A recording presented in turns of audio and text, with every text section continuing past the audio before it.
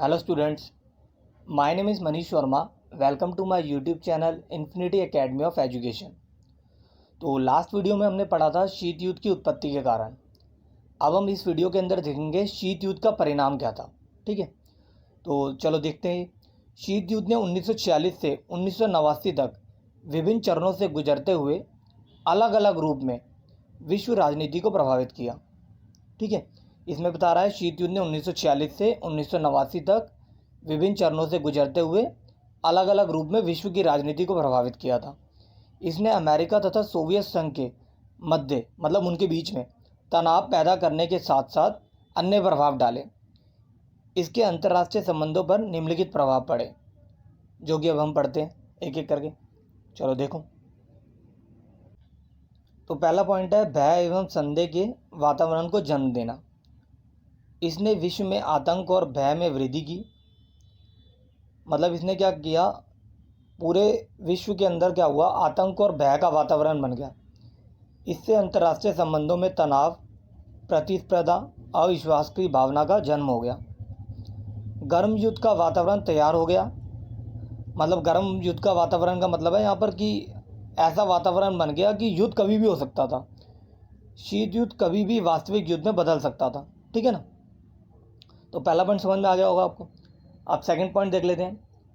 Second point में क्या रहा है, विश्व का दो विरोधी गुटों में विभाजित होना। इससे विश्व का दो गुटों सोवियत गुट तथा अमेरिकी गुट में विभाजन हो गया।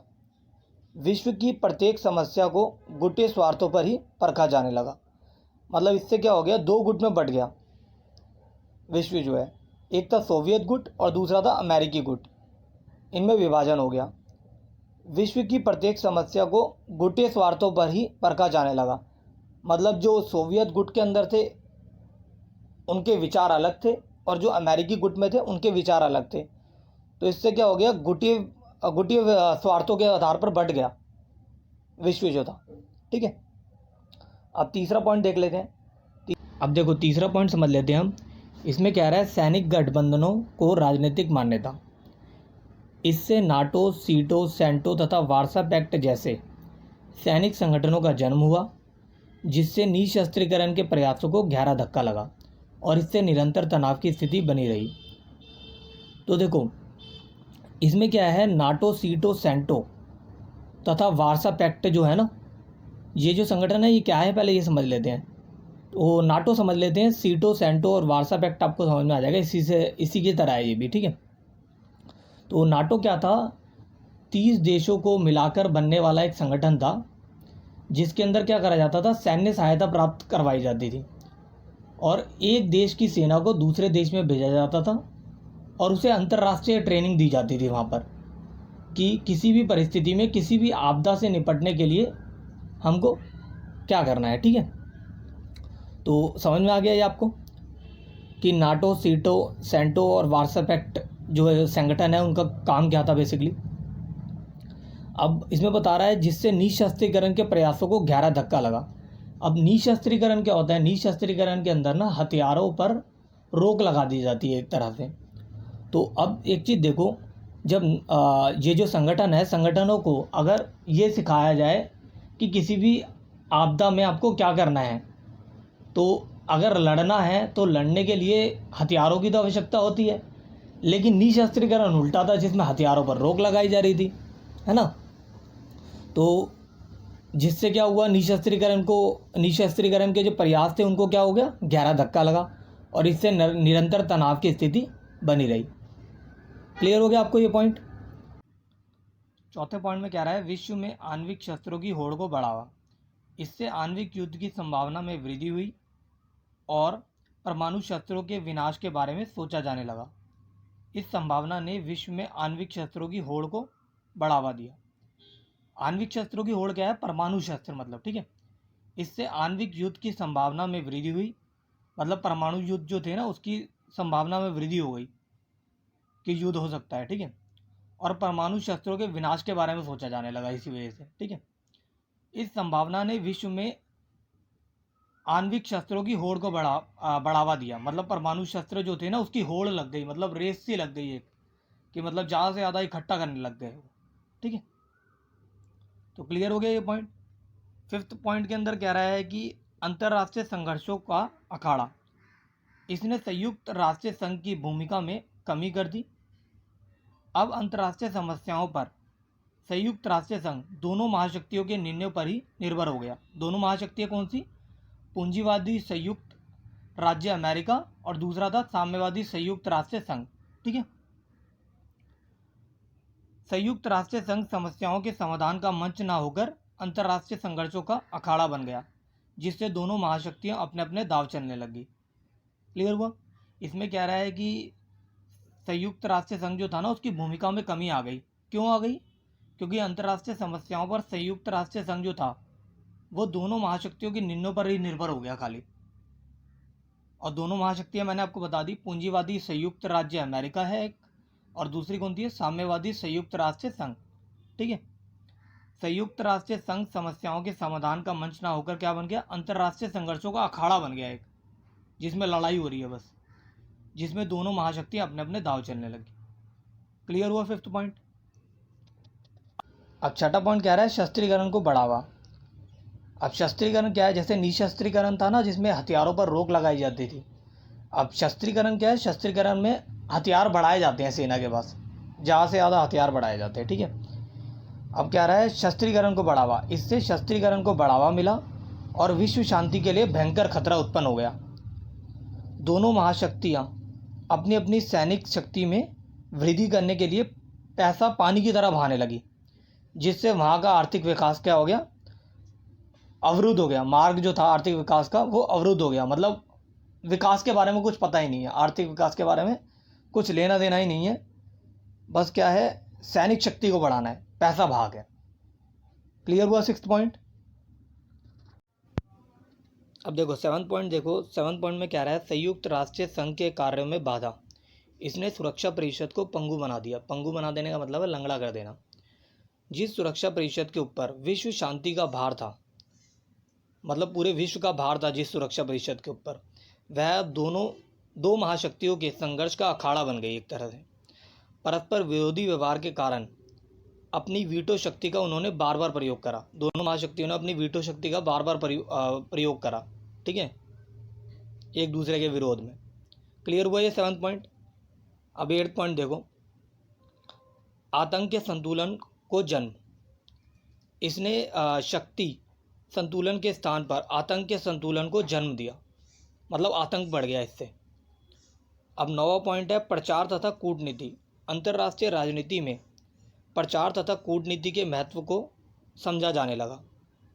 मतलब अंतर्राष्ट्रीय राजनीति में क्या हो गया? प्रचार तथा कूटनीति को ज़्यादा महत्व दिया जाने लग गया। क्लियर हुआ। अब टेंथ पॉइंट देखो, टेंथ पॉइंट के अंदर कह रहा है शीत युद्ध के सकारात्मक परिणाम। शीत युद्ध के नकारात्मक ही परिणाम नहीं हुए थे, कुछ सकारात्मक परिणाम भी थे। तो शीत युद्ध के प्रभाव के कारण ही विश्व की राजनीति में शक्ति संतुलन स्थापित हुआ एक। तो इससे राष्ट्रों की विदेश नीति में यथार्थवादी दृष्टिकोण की उत्पत्ति हुई। यथार्थवादी का मतलब है जैसे सोचे थे उन्होंने वैसे ही परिवर्तन आ गया एक तरह से, है ना। इससे राष्ट्रों की विदेश नीति जो थी ना, उसमें क्या हुआ? यथार्थवादी दृष्टिकोण की उत्पत्ति हुई। जैसा उन्होंने सोचा था वैसा ही होने लग गया एक तरह से। शीत युद्ध के कारण औद्योगिक, तकनीकी, आणविक आदि क्षेत्रों में विशेष प्रगति हुई। मतलब उद्योगों में भी बहुत वृद्धि हुई और टेक्नोलॉजी में भी बहुत वृद्धि हुई और आणविक वृद्धि भी हुई। और ठीक है, शीत युद्ध के कारण अंतर्राष्ट्रीय राजनीति में गुटनिरपेक्षता के सिद्धांत को मान्यता प्राप्त हुई। क्लियर हुआ ये पॉइंट, टेंथ पॉइंट। अब क्वेश्चन आंसर देखेंगे हम कुछ छोटे छोटे चार। अब देखो पहला प्रश्न जो है इसके अंदर क्या है? निशस्त्रीकरण का क्या अर्थ है? तो निशस्त्रीकरण का अर्थ है विनाशकारी हथियारों, अस्त्रों, शस्त्रों के उत्पादन पर रोक लगाना तथा उपलब्ध विनाशकारी हथियारों को नष्ट करना। ठीक है, विनाशकारी जो हथियार होते हैं उन पर क्या कर देना? रोक लगा देना, या फिर उन्हें क्या कर देना? उपलब्ध विनाशकारी जो भी हथियार हैं उनको नष्ट कर देना। अब प्रश्न 2 के अंदर क्या रहा है? शस्त्रीकरण का क्या अर्थ है? तो उत्तर में देखो इसके क्या कह रहा है? आक्रमण आदि से राष्ट्र की रक्षा के लिए उद्देश्य से सेना तथा निवासियों को शस्त्रों आदि से तैयार करना, ठीक है, मतलब उसी का ही उल्टा है, निशस्त्रीकरण का उल्टा ही है। आक्रमण आदि से राष्ट्र की सुरक्षा के उद्देश्य से सेना तथा निवासियों को शस्त्रों आदि से तैयार करना, मतलब शस्त्र इकट्ठे करना ज़्यादा से ज़्यादा, ठीक है। अब प्रश्न 3 के अंदर कह रहा है आणविक युद्ध का क्या अर्थ है, मतलब परमाणु युद्ध जो होता है।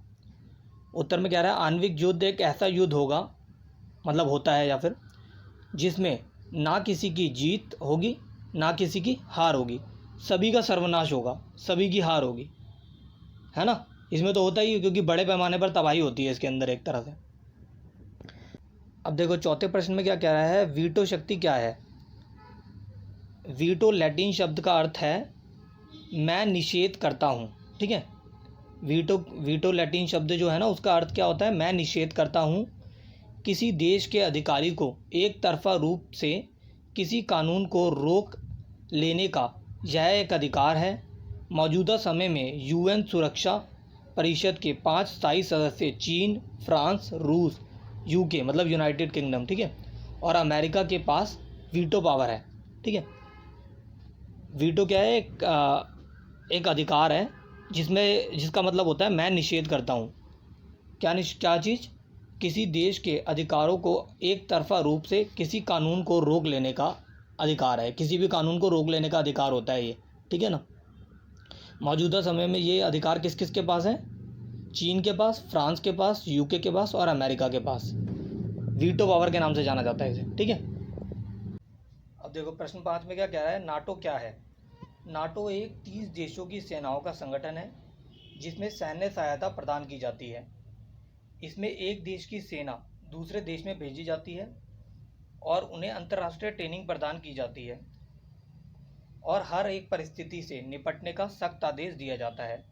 नाटो की स्थापना कब हुई थी, 4 अप्रैल 1949 को हुई थी। यह एक अंतर सरकारी सैन्य गठबंधन है। इसे उत्तर अटलांटिक अलायंस के नाम से भी जाना जाता है। क्लियर हुआ आपको ये। नाटो क्या है, 30 देशों की सेनाओं का संगठन है जिसमें सैन्य सहायता प्राप्त करवाई जाती है और एक देश की सेना को दूसरे देश में भेजा जाता है और उसे वहाँ पर अंतर्राष्ट्रीय तौर पर ट्रेनिंग दी जाती है उस सेना को, ठीक है, और हर परिस्थिति से निपटने के लिए आदेश दिया जाता है। नाटो की स्थापना कब हुई थी, 4 अप्रैल 1949 को, और इसे किस नाम से जाना जाता है, एक और उत्तर अटलांटिक अलायंस के नाम से भी जाना जाता है इसे। क्लियर हुआ 5th क्वेश्चन।